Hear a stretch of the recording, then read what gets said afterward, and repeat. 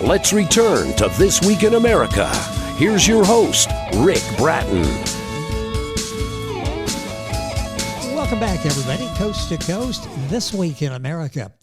Report to UFO Alien It by Daisy Snow is the truly fascinating story of her encounter with an alien known as IT, ITT, which happened in July 1969 in Tenant Creek in Australia's Northern Territory, a life-changing experience. He instructed her to get an education, so she studied metaphysics, which helped her perceive not only her inner self, but also other dimensions of life. Because of that education, she knows when things will happen before they do, and for that reason, her life has been targeted. Daisy is a highly educated disability support pensioner who overcame terminal illnesses and injuries to her body that cripple other people through her own efforts and ability. Her perspective is metaphysical. That viewpoint and perception goes beyond religious belief and explains the psychic and superhuman abilities of the spiritual self that are unknown in academic and scientific circles. Her compulsion to write is an outcome of her near-death experience and her first encounter with the UFO alien IT. That encounter is detailed in her new book, Report to UFO Alien IT.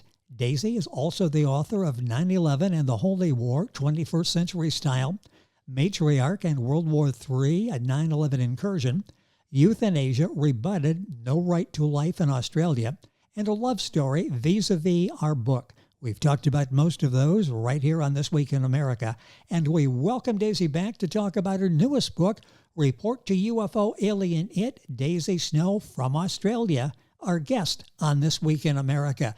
Daisy, welcome to the program. A pleasure to have you with us. Yes, thank you. Yes. So much to talk about during the course of the program, and we could use like hours to talk about what you've written in this book and the experiences that you have. Let's start off as we talk about the new book, Report to UFO Alien IT. Talk about what you found in writing this book, how this experience began, and what you found in putting this book together, because it's really breathtaking, isn't it? Well, in most of my books, I explain my findings. The thing is, I was told to get an education, which I did. And so I didn't go to university to get a job. I have been looking at the world, just seeing, what's going on. And I mean, the world is in a terrible state at the present time. And so what I found was I needed to write this report because it's not impossible to actually take a report to the these what we call UFO aliens. The CIA, the military in America, knows that some people have contact with them. I don't have that, but I know how to get that. And the thing is that I needed to analyze what I had actually written in my books, because in my books I wrote my findings, because I find that there's so much disinformation in the media, the politicians, all their lies. Yes. The people are really confused. They really don't understand what's happening in the world, where it's really quite clear what is actually happening. And because the Senate advised the world that these UFOs exist, that they're not a hoax, I need to speak up. But the point is, where are all the other contactees? In Australia, anyone who claimed to have seen UFOs or spoken to these UFO aliens was considered to be mentally ill. They were sent to mental asylums, to be drugged. That is why in Australia we haven't got, it's not so many contactees, but where are they and what do they say? That is an important thing. So I had to really analyze what I had found myself. And I found that by writing this book and by doing this, that I actually became more aware that there's no contradiction in what's actually going on. It's really quite simple.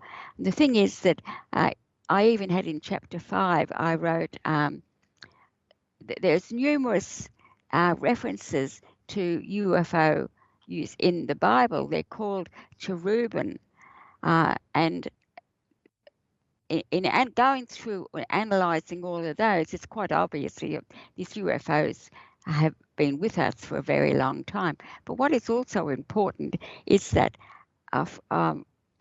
after this alien, which I called it, after she left and my husband found that she was harder than steel, my baby son was very ill. And years later, some Muslim women told me that the UFO alien that visited me in Tenant Creek was the angel of death. Now, the thing is that angels are depicted as, with wings, but that only indicates that they're going to fly. And when you actually go through the Bible, from what we know now, that UFOs actually exist, that it's quite obvious that they've been here since time immemorial, and that the scribes and the religious people in ancient times, and that when they wrote down things which inspired them. So there's a great deal of information actually in the Bible when you look at it from that perspective. Yes. Now also, what is also important is that if we go back to Akhenaten, he was the first one to say there's only one God. And then there was Pharaoh Ramses, who then was quite upset because he said a great deal of information has been lost. So there is information about these UFO aliens. We never hear about it on the internet or on the radio or TV. All they talk about is sightings, but there is information. There is knowledge about who and what these UFO aliens are. The one who visited me looked just like us, so except that no marks on her face. She spoke very perfectly. There was always a hesitation. So there's a great deal known about them. Now, another thing is that Alexandria was in Europe, was the first university. Now, the Roman Catholics went there and are supposed to have burnt all the books. They didn't burn the books. They took them home. They were under the Vatican. And so we could be quite sure that there is a great deal of information about these UFO aliens. What is their purpose? What are they doing here? There is this information. So it's not just the government of America that needs to be questioned. The Roman Catholic Church should bring it up. But the point is that when I was young, the government in Australia said that they can't say that, well, they have to say that UFOs are a hoax, because otherwise the churches would have to change their story. Yes. So that is important. So what I have done is that I have looked at the world. I've seen what's happening in the world. There are a great deal of things which are wrong with the world. The devolution, we're going through a process of devolution, and that needs to be stopped. I've also found that all around the world, people everywhere are being attacked by the governments. It's not just the people in the war zones, but they just get all the publicity. Then we have one of the things that is known is that civilizations that become homosexual will be destroyed. We have the Great Flood in Noah's day. It destroyed everybody.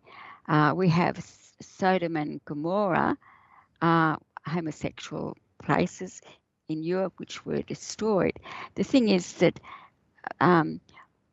we have now one of the new power bodies in the world is these LGBT plus organisations, of homosexuals.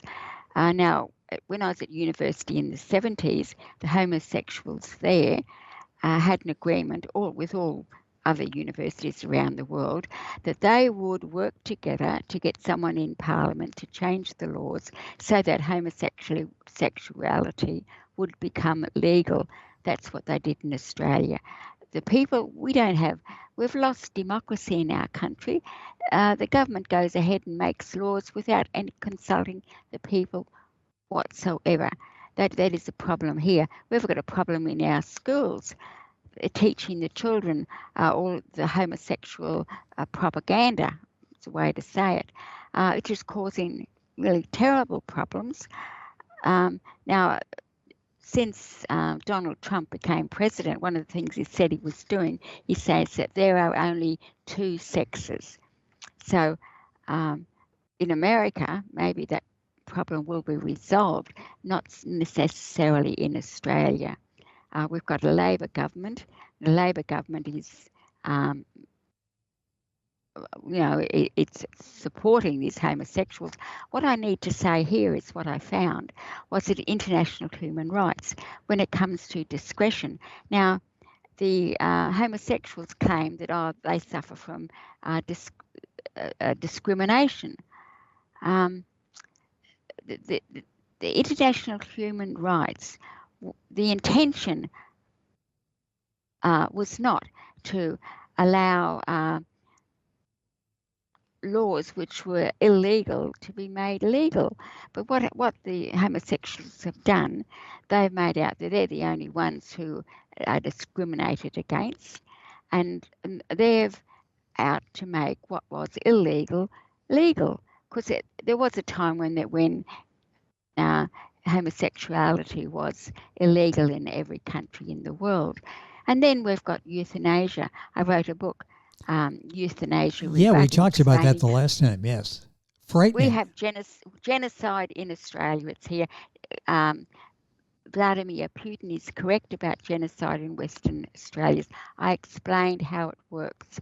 I would have been killed myself if I hadn't written letters to all members of Parliament when the euthanasia bill was on the table in Parliament. We have old people being murdered with a lethal injection by third world nurses and psychiatrists. We've got abortion. Even Donald Trump mentioned abortion, and he was called a liar. But here, the thing is that a baby, if they're aborted or they're born alive, either way, the same method is used to bring them into the world. Under international law, any child or baby born alive and breathes is a human being. That's not what has happened these days. Babies are being murdered, put on a cold slab and left to die. That's the method they use to murder the baby. They just don't use the word murder. And so these are terrible things which are happening in the world.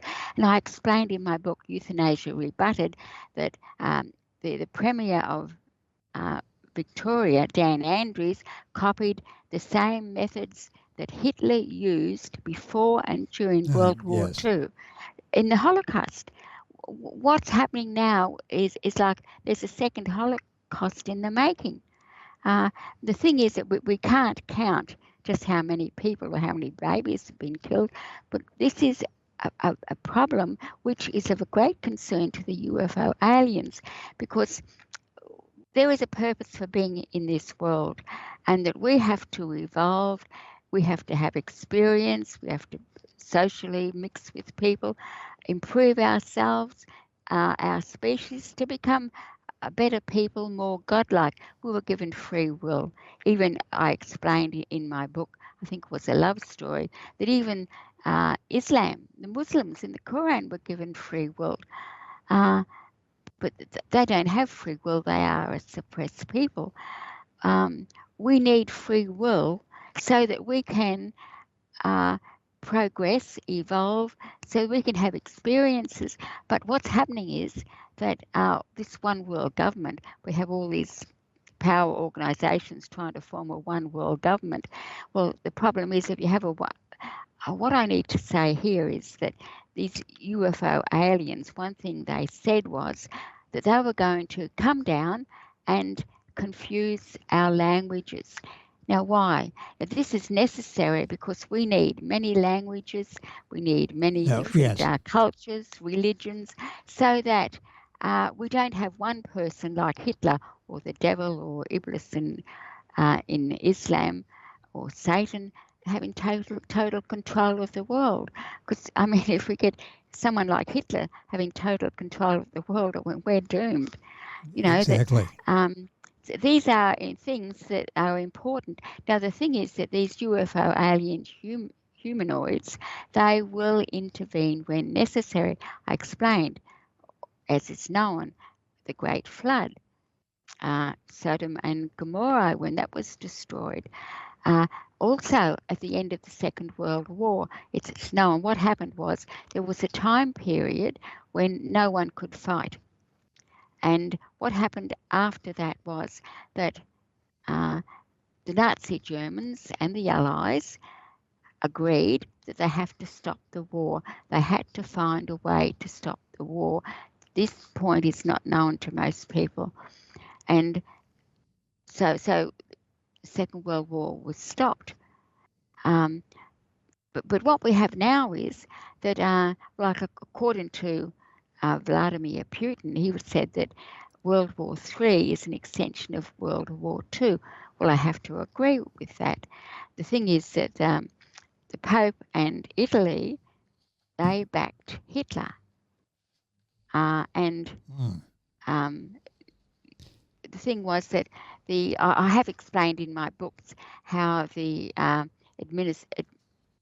Hitler's administrators, how they actually got into power in Western countries. According to Vladimir Putin, they have power in Western countries. That's the Nazis. I have to agree to that, because when I used to sing protest songs outside the family court in Melbourne, I was more or less lassoed into the Nazi club in Melbourne. And so I've had plenty of time to talk to them and find out just what's on with them. And they certainly take directions from the Pope. So we have a situation which is different from what we learn at university. It really goes beyond then. People have to put their thinking caps on and realize that history has been rewritten. And when you go to university in the higher levels, you learn history's been rewritten. So what I had to do was I had to analyze just what is happening in the world, and I've explained this, and I found there's really no contradiction, that it's really quite clear. Once you can, what I've done was I took all the disinformation out of what is known Yes. in the world, so that it's quite obvious, so that it's necessary for the people in the world to become aware of what is happening, because we're really devolution. Once devolution sets in, humanity is like going backwards. And we are losing our freedom and liberty. You point that out, and you say that the UFO aliens are concerned about that, the devolution. You've had such a remarkable job, and time is going by way too quickly, which it always does when Daisy's on the guest. I want to let you know that what we're talking about is her new book, Report to UFO Alien It, Globalization and World War III. The book is available. I'll send you to Daisy's website, daisysnow9-11books.com. The book's available, Barnes & Noble, the other places, and her other books, 9/11 and the Holy War, 21st Century Style, Matriarch and World War III, a 9/11 Incursion, Euthanasia Rebutted, that was the last program we did with Daisy, No Right to Life in Australia, and a love story, Vis-a-Vis, our book. It's coming soon. I think it's out now, and you can find that when you go to Daisy's website. So it's daisysnow9-11books.com. All of that is on our website. The book is an excellent series to buy, all of them. It's her perspective, sorting out all of this, extensively researched, and it's always a pleasure to have her on the program. Time is going by too quickly. Daisy, let's go back and sort of talk for a few minutes about the subtitle of the book, Globalization and World War III. How concerned are you that we will see a continuation of globalization, and how close are we to World War III? Well, what I found is World War III has already started. It's just that World War III isn't like World War I and World War II, where we had different armies, fighting each other. Yes. We have one of the dangers we have, particularly today in all countries, is that a country can be conquered internally. And the problem we have in Australia and elsewhere, particularly with the Muslims, is that they use the military strategies of overpopulation. They use Article 15 of the International Human Rights to so they can claim refugee status and go to other countries in the world. What they're doing is they need peace to consolidate their numbers and to increase their numbers. And when they've got the numbers, they will attack like they did in Bangladesh. What they're doing, and there is a big problem in the world with all these Muslims, because in the 1970s, the United Nations told the world to reduce the population. We did that in Australia. People who wanted another child, could afford another child, didn't have another child. Now, what the government in Australia is doing, it came in with Kevin Rudd in the Labor Party, they are bringing in these masses of hundreds of thousands of Muslims into the country, but they don't accept our culture is to reduce population. They come in here to use our all the benefits they get from having children. They overproduce. You know, like a woman will have 6 children, whereas an Australian woman might only have 2. And the thing, it is the multiplication effect of overpopulation that we'll get a situation where they have the numbers to win the vote at election time, which means that we will lose our freedom and liberty. We will become a Muslim country under Sharia law. Same will happen in the United States because of this overpopulation. Now, the thing is that Australia is actually, or the Allies are actually unaware of what they're doing. They give all this human